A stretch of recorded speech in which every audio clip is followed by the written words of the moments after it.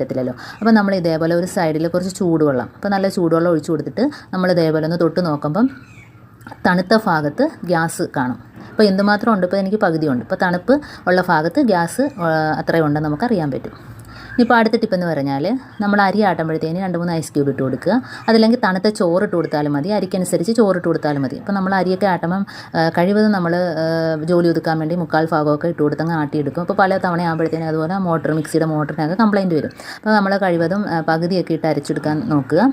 ഇനി ഇത് ഐസിടുന്നതിൻ്റെ ഗുണമെന്ന് വെച്ചാൽ മിക്സിയുടെ ബ്ലേഡിനകത്ത് പിടിക്കത്തുമില്ല. അതുപോലെ ദോശയാണെങ്കിലും അപ്പോഴാണെങ്കിൽ നല്ല സോഫ്റ്റ് ആയിട്ട് കിട്ടുകയും ചെയ്യും. അപ്പോൾ ഐസ് ക്യൂബ് ഇല്ലെങ്കിൽ നമുക്ക് തണുത്ത ചോറിട്ട് കൊടുത്താലും മതി. അപ്പോൾ നമ്മൾ ഒന്ന് സപ്പോർട്ട് ചെയ്ത് കൊടുക്കുന്നതും കൂടെ നല്ലതായിരിക്കും. മിക്സി ഇടുമ്പോൾ നമ്മൾ മൂടിക്കകത്തൊന്ന് സപ്പോർട്ട് ചെയ്ത് കൊടുക്കുന്നതും കൂടെ നല്ലതായിരിക്കും. അപ്പോൾ മിക്സി പെട്ടെന്ന് കംപ്ലയിൻ്റ് ആകത്തുമില്ല. ഇനിയിപ്പോൾ അടുത്ത ടിപ്പെന്ന് പറഞ്ഞാൽ നമ്മൾ കബോർഡിനകത്ത് ഇതേപോലെ വലിക്കുന്ന ട്രയൽ നമ്മൾ സ്പൂണും ഇതൊക്കെ വാരിയിടുമ്പോഴത്തേന് എപ്പോഴും ഇടയിലൊക്കെ പോകാൻ ചാൻസ് ഉണ്ട്.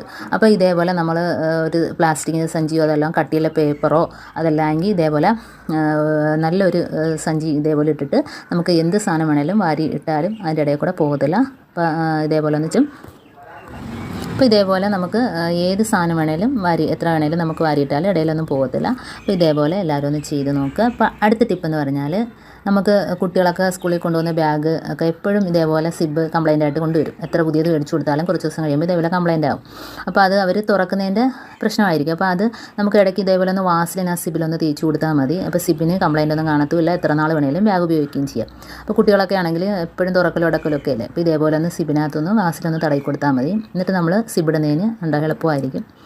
അപ്പോൾ ഇതേപോലെ നമുക്ക് ബാഗിലാണെങ്കിലും അതേപോലെ നമ്മൾ കൊണ്ടുപോകുന്ന ഹാൻഡ് ബാഗിനകത്തൊക്കെ ആണെങ്കിലും ഇതേപോലെ സിബിനകത്ത് വാസലിൻ തേച്ച് കൊടുത്താൽ നല്ല ഒരു ടിപ്പാണിത്. അപ്പോൾ കണ്ടോ, എളുപ്പത്തിൽ തന്നെ നമുക്ക് തുറക്കി അടയ്ക്കുകയും ചെയ്യാം.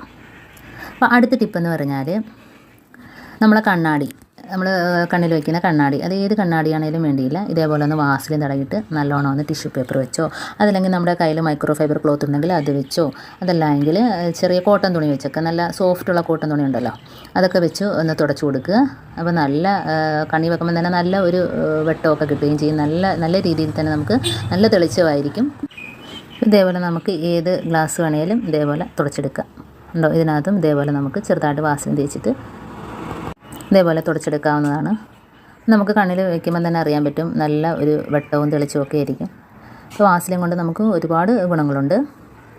ഇപ്പോൾ അടുത്ത ടിപ്പെന്ന് പറഞ്ഞാൽ നമ്മൾ മോതിരം വളയൊക്കെ കയ്യിലിടുമ്പോഴത്തേനും നമുക്ക് വളരെ പ്രയാസമായിരിക്കും. ചിലത് നല്ല ഇറുക്കമായിട്ടിരിക്കും, ഊരാനും ഇടാനും ഒക്കെ പാടായിരിക്കും. അപ്പോൾ ഇതേപോലെ ഒന്ന് വാസലിൻ തേച്ച് കൊടുത്തിട്ട് ഊരാൻ എളുപ്പമാണ്. അതുപോലെ തന്നെ നമുക്ക് വളയും ഊരിയെടുക്കാം. ഇതേപോലെ വാസലിൻ തേച്ചാൽ മതി. ഇപ്പോൾ പാടുള്ള വളയൊക്കെ ആണെങ്കിലും നമുക്ക് ഇതേപോലെ തന്നെ ഊരിയെടുക്കാം.